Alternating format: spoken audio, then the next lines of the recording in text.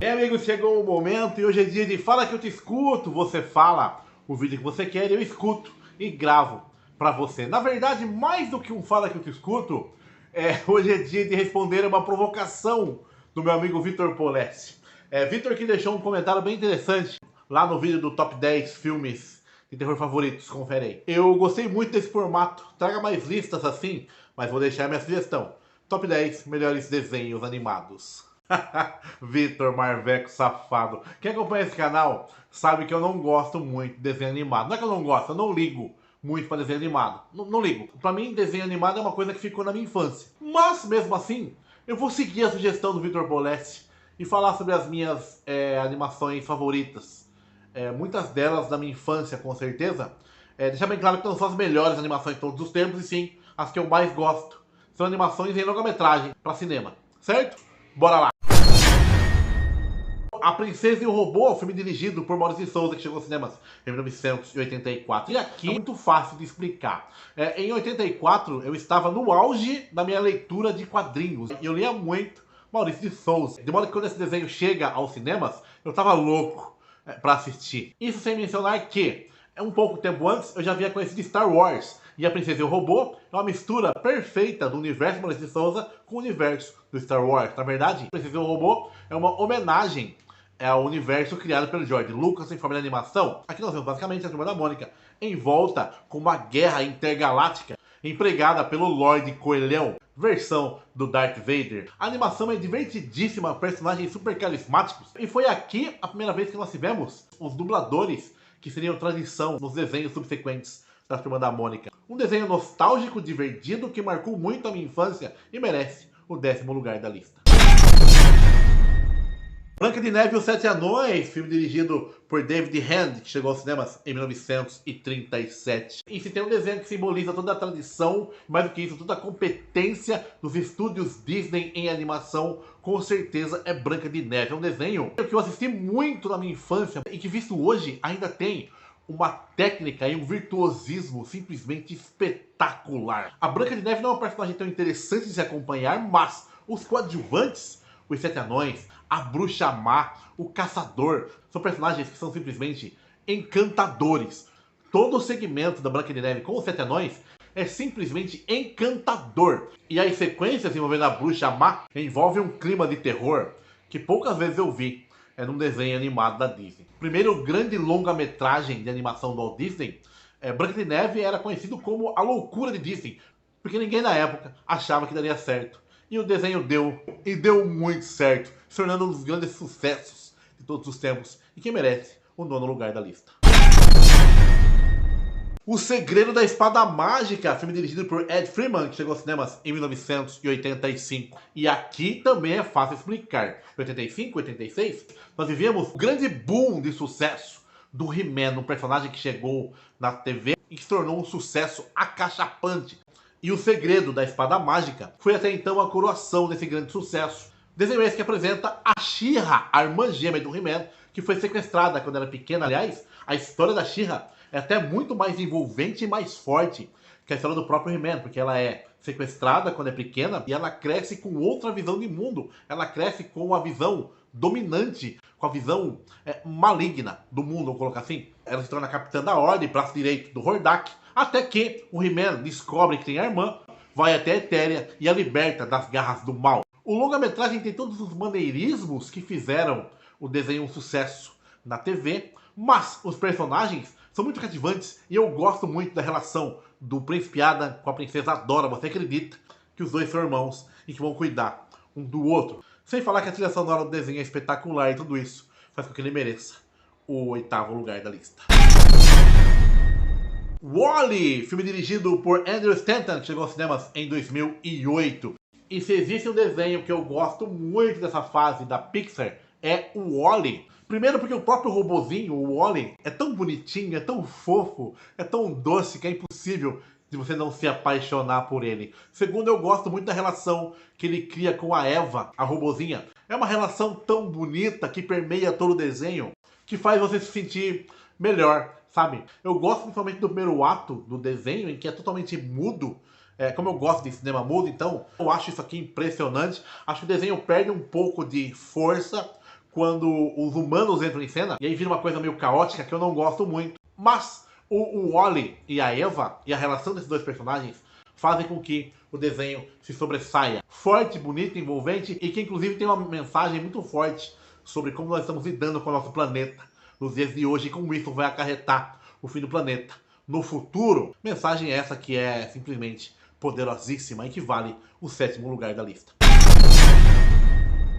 O Gigante de Ferro, filme dirigido por Brad Bird, chegou aos cinemas em 1999. E aqui nós temos a combinação perfeita de animação com ficção científica, com história de aventura, com os antigos serials dos anos 50. É um desenho que mistura tudo isso e se torna algo original. Fora isso, ele tem uma coisa que me agrada muito, que é toda uma homenagem à figura e à representatividade do super-homem, porque o Gigante de Ferro, ele quer ser um herói tal qual o super-homem. Isso me deixa extremamente feliz cada vez que eu assisto esse desenho. Eu gosto da relação do gigante com o menininho também. Me lembra muito desenhos que eu vi na infância, como Frankenstein Jr., ou mesmo séries como O Garoto e o Gigante. É uma relação palpável, bonita, tantas vezes já trabalhada na história da cultura pop, e que aqui ainda apresenta um frescor. E isso dá um charme a mais e faz com que o Gigante de Ferro mereça o 6º lugar da lista.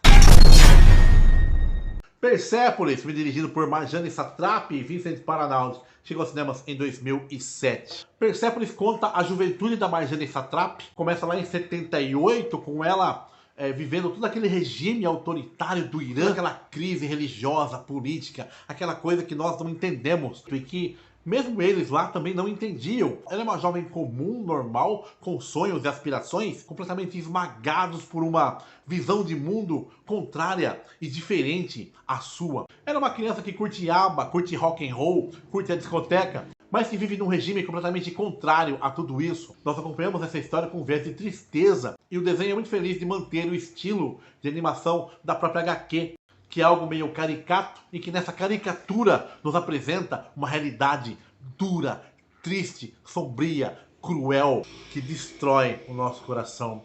É uma narrativa jornalística triste, cruel e extremamente necessária para os dias de hoje. Persepolis é um soco no estômago e merece o 5º lugar da lista. Batman, A Máscara do Fantasma, filme dirigido por Bruce Timm e Eric Radomski, que chegou aos cinemas em 1993. E A Máscara do Fantasma é, sem dúvida alguma, a melhor versão do Batman fora dos quadrinhos. É isso. A história é espetacular. Ela tem inspirações do Batman 1, do Frank Miller com o Mazzucchelli, e também no Batman 2, do Mike Barr com o Alan Davis e o Todd McFarlane. E é um verdadeiro estudo de personagem, mais do que isso. É um verdadeiro estudo do passado de todos os personagens. O Batman nunca foi tão bem retratado quanto aqui. A sua relação com o Alfred, com o Coringa, com o próprio Fantasma é muito bem feita. E o Bruce Wayne aqui tem muitas camadas que nós não vemos em outras mídias que não os quadrinhos. Fora isso, a trilha sonora é espetacular. E a resolução do mistério da história é simplesmente tocante e fazem com que A Máscara do Fantasma mereça o 4º lugar da lista. A Viagem de Chihiro, dirigido por Hayao Miyazaki, que chegou aos cinemas em 2001. E Chihiro é, sem dúvida alguma, uma das maiores produções já feitas na animação contemporânea. Chihiro é uma jovem que está viajando com seus pais e chega até um parque abandonado. Nesse parque acontece uma série de bizarrices. Os pais dela são transformados em porcos, e isso é só o início de uma trama completamente bizarra e alucinante. Eu gosto muito do estilo de direção do Miyazaki. Aqui ele é o mestre, o maior mestre dos desenhos japoneses, com certeza. Mas aqui ele tem um viés a mais que eu gosto bastante. Tem toda uma esquisitice, toda uma maluquice. É uma Alice no País das Maravilhas, completamente maluco, bizarro. Filme bonito pra caramba. E a beleza estética e a beleza da história combinam perfeitamente para contar a história dessa garotinha. Fora isso, a própria Chihiro é uma personagem super carismática. Ela não é perfeita, muito pelo contrário, mas essa imperfeição da personagem a torna cativante e você quer saber tudo o que acontece com ela e seus pais. Chihiro arrebatou todos os prêmios a que concorreu em 2001 e merece o 3º lugar da lista. Coraline, filme dirigido por Harry Selick, chegou aos cinemas em 2009.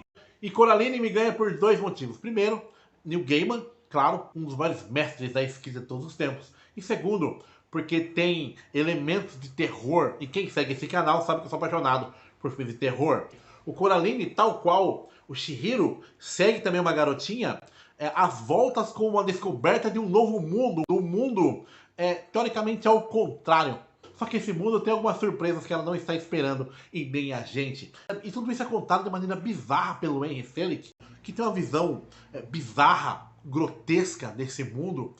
Só que esse grotesco ele se apresenta aos poucos. Você sabe que tem algo estranho, você sabe que algo não está certo, mas isso vai se apresentando aos poucos pra gente. E quando a trama se revela, é algo simplesmente surreal. Destaque para a figura da mãe com o botão nos olhos, que se tornou referência quando o assunto é bizarrice.